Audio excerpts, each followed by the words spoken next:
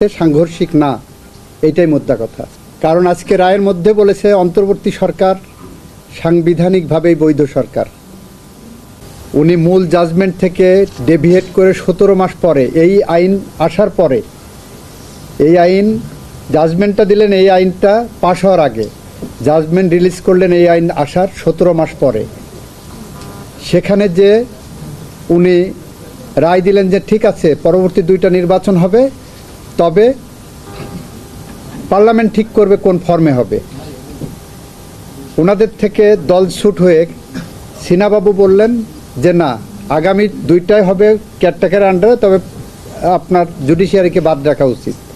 আর আগের 3জন তো বলেছিলেন যে এটা তত্ত্বাবধায়ক সরকার বৈধ। খায়রুল হক সাহেবের সাথে তাল মিলালেন।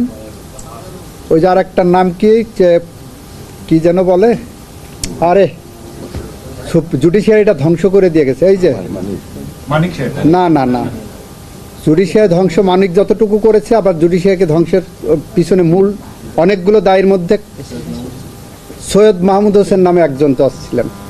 জাস্ট এইভাবে কোট করেন, he is one of the most instrumental persons, যেই জুডিশিয়ারিকে ধ্বংস করে দিয়ে গেছে। ওপেন কোর্ট, এইগুলো সাজা হওয়া উচিত।